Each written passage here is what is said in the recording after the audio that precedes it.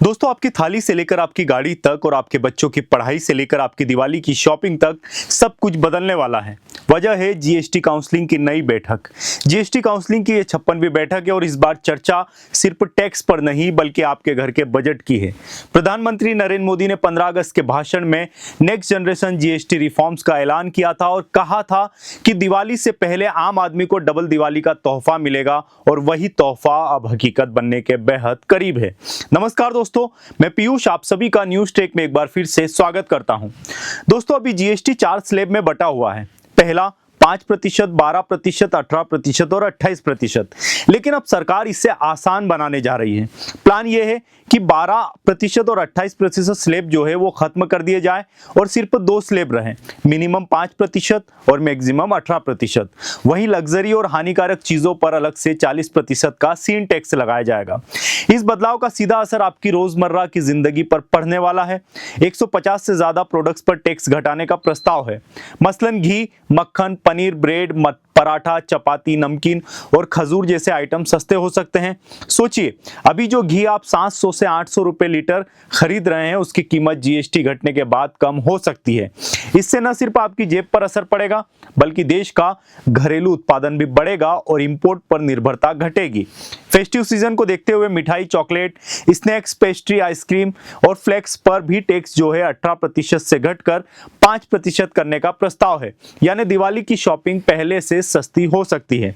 केवल खाने पीने की चीजें नहीं, बच्चों की पढ़ाई से जुड़ा सामान भी सस्ता हो सकता है। पेंसिल, शॉर्पनर, कॉपी, लेब, नोटबुक, मैप, ग्लोब जैसे सामान पर जीएसटी घटकर 0% करने पर विचार हो रहा है। यानी अब स्कूल का खर्च भी काफी हल्का हो जाएगा। अब बात गाड़ियों की करते हैं। इस मीटिंग का सबसे बड़ा फैसला कार और बाइक की कीमतों पर असर डाल सकता है। पैसेंजर व्हीकल और 2 व्हीलर पर जीएसटी 28 से घटकर 18% करने का प्रस्ताव है।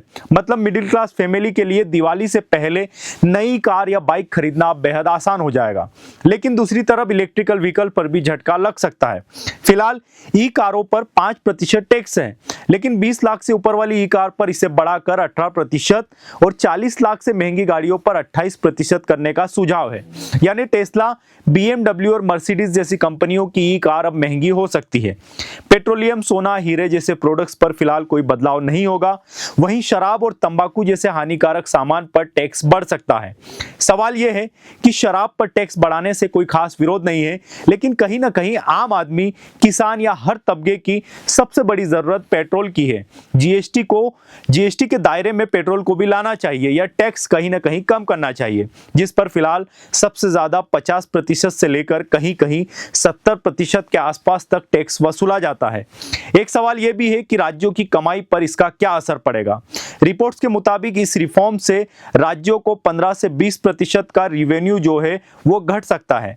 एम्बिट कैपिटल की एक स्टडी कहती है कि सरकार को कुल मिलाकर 0.7 से 1.8 ट्रिलियन रुपए तक का घाटा हो सकता है। हालांकि केंद्र सरकार का कहना है कि वो इस नुकसान को बैलेंस करने के लिए कुछ जरूरी कदम उठाएंगे।